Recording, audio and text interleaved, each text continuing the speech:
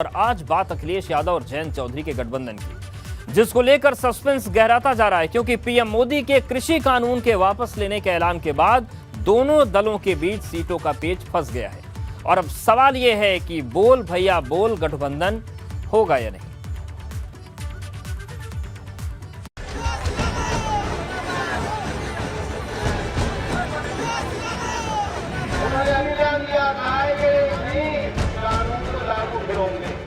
Bharatiya Janata party की पराजय करके भारतीय जनता पार्टी का सफाया कर भारतीय जनता। क्या पीएम मोदी की गुगली के बाद टूट जाएगी अखिलेश और जयंत की पार्टनरशिप?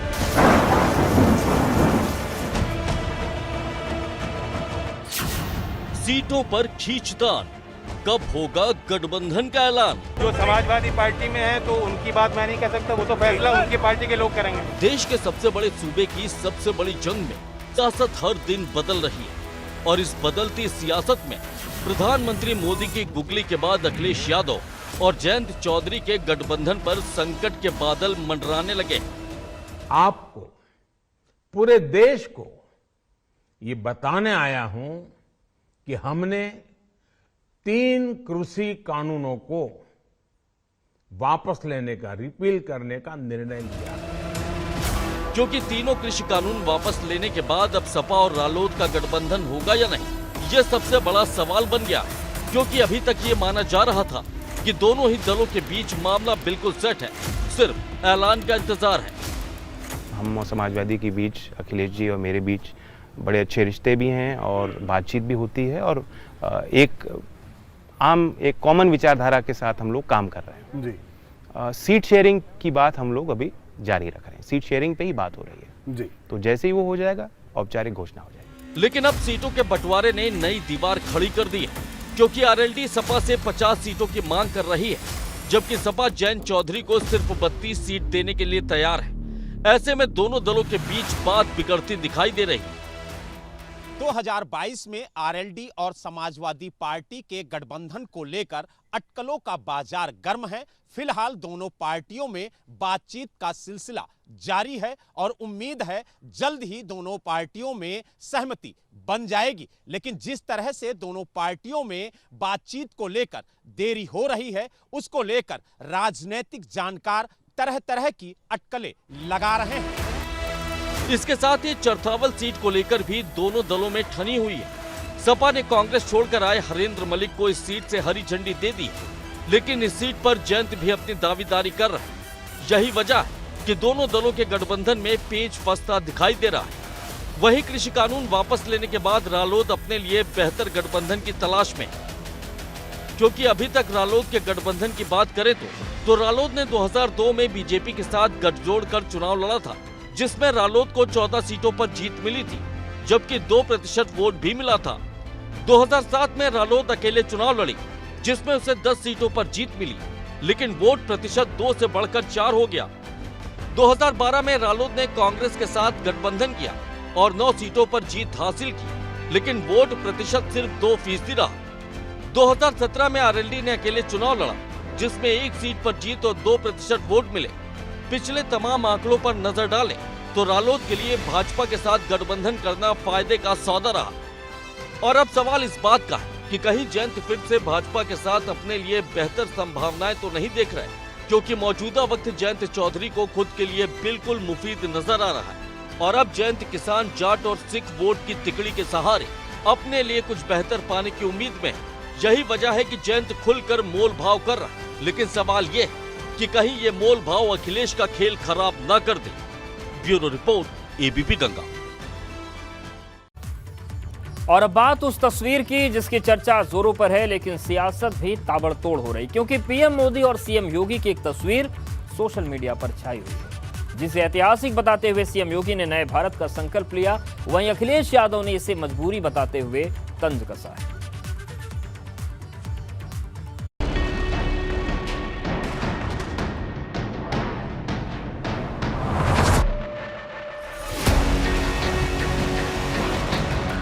योगी मोदी की तस्वीर से विपक्ष में खलबली।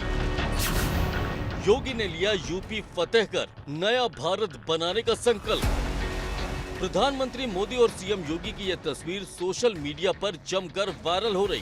सूबे के राजनीति के बड़े बड़े जानकार इस तस्वीर को लेकर अपने अपने मायने निकाल रहे हैं, लेकिन सीएम योगी ने इस तस्वीर के साथ सुनहरे भविष्य की कल्पना करते हुए नया भारत बनाने का संकल्प लिया है।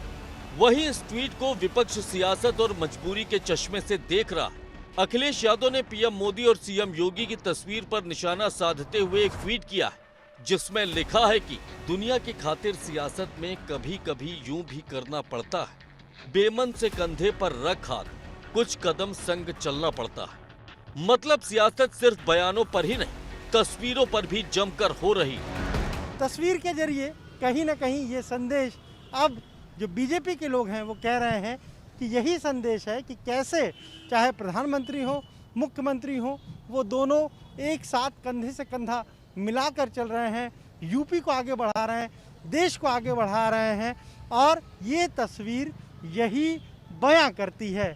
लेकिन इस तस्वीर के सामने आने के बाद अब इस पर सियासत भी शुरू हो गई है। जानकारों की माने तो ये तस्वीर उन लोगों को सीधा जवाब देने की कोशिश है जो लगातार पीएम मोदी और सीएम योगी के बीच कुछ भी ठीक नहीं होने की बात कह रहे थे।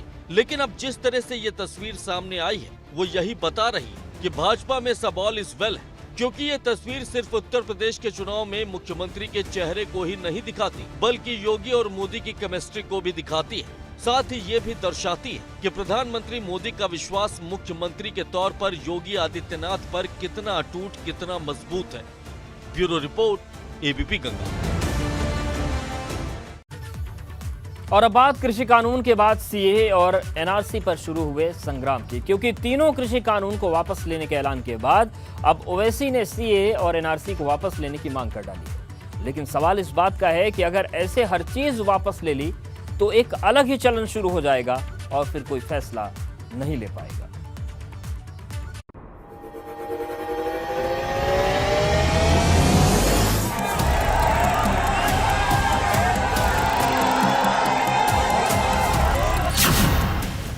कृषि कानून के बाद सीएए और एनआरसी पर संग्राम। ओवैसी के अरमान पूरे करेंगे मुसलमान। मौसम भले ही कड़ाके की ठंड का हो, लेकिन सियासी पारा एकदम गर्म है और कृषि कानून की वापसी के ऐलान ने तो इसे और ज्यादा गर्म कर दिया। देशवासियों से क्षमा मांगते हुए 3 कृषि कानूनों को वापस लेने का, रिपील करने का निर्णय लिया है, क्योंकि अब सीए और एनआरसी को असंवैधानिक बताते हुए असदुद्दीन ओवैसी ने मोर्चा खोल दिया है। जब आप अपनी गलती को मानते हैं तो ये भी तो गलती है आपकी सीएए का कानून जो आपने रिलीजन की बुनियाद पर बनाया, जो आर्टिकल फंडामेंटल राइट है इक्वालिटी का, उसके कंप्लीटली खिलाफ है, इक्वालिटी के खिलाफ है, तो आपको वापस लेना चाहिए। ओवैसी इस बार यूपी में 100 सीटों पर चुनाव लड़ने का दम्भ भर रहा है। उनकी नजर यूपी के 16% मुस्लिम वोट पर है, जिसे वो वंचित शोषित के नाम से अपनी झोली में कर लेना चाहते हैं। जानकार सीए और एनआरसी पर दिए गए उनके बयान को भी इसी से जोड़कर देख रहे हैं। लेकिन बड़ा सवाल ये है कि मुस्लिम वोट में सेंधमारी कर ओवैसी किसका खेल खराब कर रहा है, क्योंकि वो जहां भी जाते हैं उनके निशाने पर योगी से ज्यादा अखिलेश होते हैं। तो आप तो हर एक्सपेरिमेंट कर चुके हैं, तो आप किस बुनियाद पर उत्तर प्रदेश के मुसलमानों से कह रहे हैं कि 75% उत्तर प्रदेश के मुसलमानों ने 2019 में आपको वोट दिया, फिर आप सिर्फ 15 सीट लोकसभा सीट आप क्यों जीत पाए? कौन जिम्मेदार है इसका? आपके परिवार के 3 लोग हार गए। तो अब ये रंग की बात कर रहे हैं, इनका हर चुनाव में अलग रंग होता है। ऐसे में बड़ा सवाल है कि ओवैसी की लड़ाई यूपी में सत्ताधारी भाजपा से या विपक्ष में बैठी सपा से, क्योंकि 100 सीटों पर चुनाव लड़कर सरकार नहीं बनाई जा सकती, ये बात ओवैसी को भी पता है। वहीं एक सवाल सांप्रदायिक पॉलिटिक्स का भी है, जिसमें ओवैसी अतीक और मुख्तार के नाम को जमकर बढ़ावा दे रहे हैं। लखनऊ से अनुभव शुक्ला के साथ ब्यूरो रिपोर्ट, एबीपी गंगा।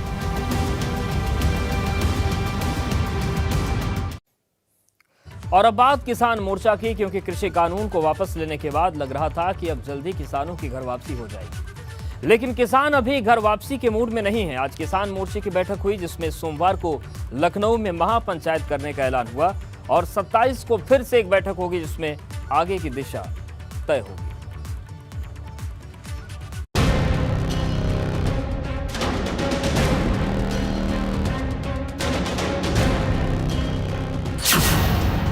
किसानों का ऐलान, अभी नहीं होगी घर वापसी।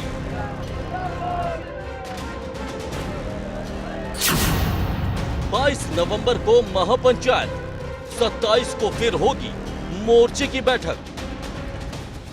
प्रधानमंत्री मोदी की तरफ से तीनों कृषि कानून वापस लेने के ऐलान के बाद सबसे बड़ा सवाल यही है कि किसानों की घर वापसी आखिर कब होगी, क्योंकि सबकी निगाहें संयुक्त किसान मोर्चे की जिस बैठक पर टिकी हुई हैं, उसमें घर वापसी का रास्ता साफ नहीं हो पाया। उल्टा किसानों के तेवर पहले जैसे थे वैसे ही नजर आ रहे हैं, क्योंकि 22 नवंबर को किसान लखनऊ में महापंचायत करने वाले हैं। 27 नवंबर को फिर से संयुक्त किसान मोर्चे की बैठक होगी और 29 नवंबर को संसद तक मार्च निकाला जाएगा। और राहत देने की बात नहीं हुई है। और तीसरा, जो मुकदमे दर्ज हैं, बहुत से मुकदमे दर्ज हुए हैं देश में, उन पे कोई बातचीत, उनके वापस लेने की कोई बात नहीं हुई है। तो इन सभी चीज़ों पे विचार किया जाएगा और आगे हमने क्या रणनीति बनानी है तो उस पर विचार किया जाएगा। तो जो बाकी मुद्दे हैं, जब तक वो नहीं सुलटेंगे तब तक जो है हम भी असमंजस की स्थिति में और सरकार भी असमंजस में। दरअसल किसान सब कुछ लिखित में चाहते हैं, साथ ही एमएसपी को लेकर भी पिक्चर एकदम साफ चाहते हैं। और सबसे बड़ा सवाल लखीमपुर खीरी हिंसा मामले में केंद्रीय गृह राज्य मंत्री अजय कुमार मिश्रा उर्फ टेनी की बर्खास्तगी का, जिसको लेकर किसानों ने ऐलान किया है कि जब तक उनकी बर्खास्तगी नहीं होती ये आंदोलन जारी रहेगा। मतलब पीएम मोदी के ऐलान के बाद जहां लग रहा था कि किसान आंदोलन खत्म हो जाएगा, वहीं किसान आंदोलन खत्म होने की जगह एक नई लाइन खींचता दिख रहा है, जिसका असर आने वाले चुनाव में किस तरह पड़ेगा ये देखने वाली बात होगी। Bureau report, ABP Ganga. किसान क्या फैसला करे, इसको लेकर सवाल इसलिए भी है क्योंकि साक्षी महाराज और कलराज मिश्र ने यह कहकर किसानों का कंफ्यूजन बढ़ा दिया कि कृषि कानून फिर से वापस आ सकता है। यही वजह है कि मुश्किल बनी है और किसान अड़े हुए हैं।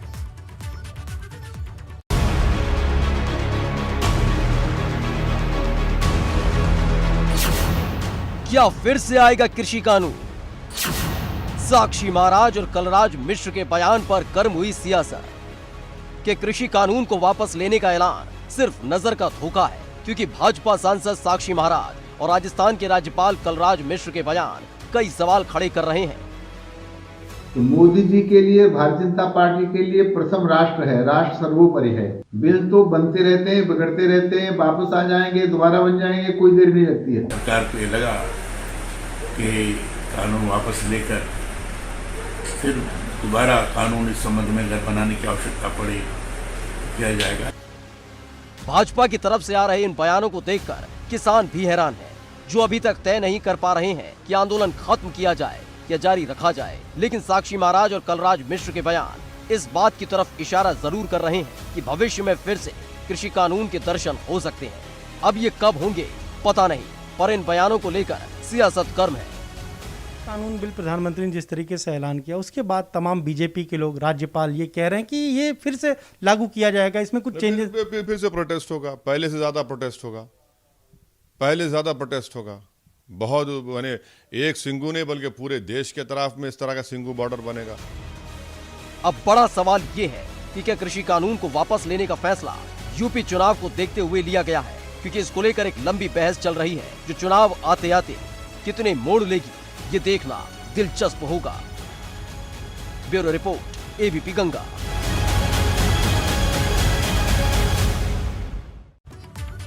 और अब बात पूर्वांचल फतेह के गोरखपुर प्लान की, क्योंकि जेपी नड्डा के गोरखपुर पहुंचने से पहले सीएम योगी ने डेरा डाल दिया है। भाजपा की नजर गोरखपुर के क्षेत्र की 62 सीटों पर है, जहां भाजपा ने 60 का लक्ष्य रखा है।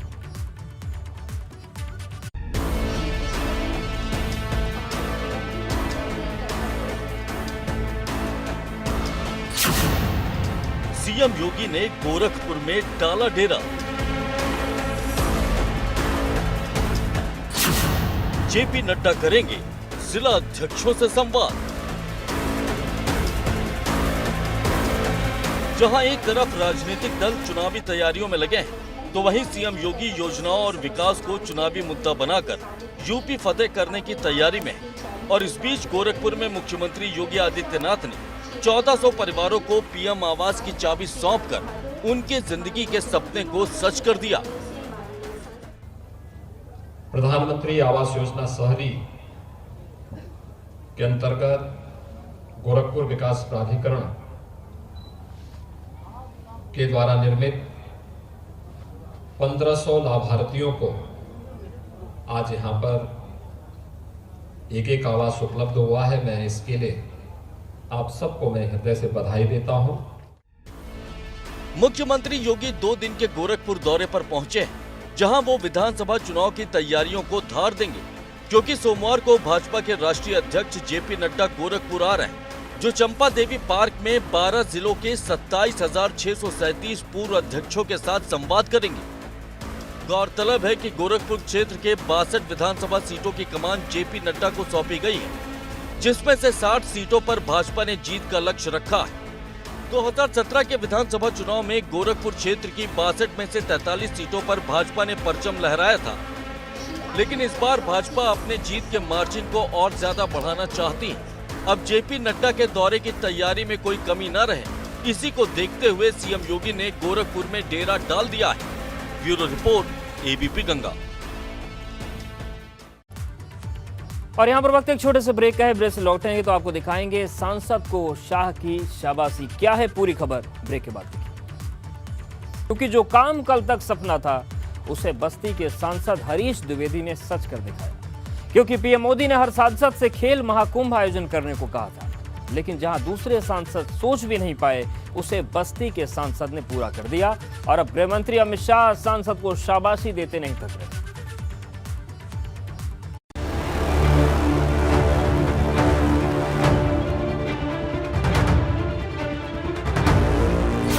अमित शाह ने की खेल महाकुंभ की तारीफ।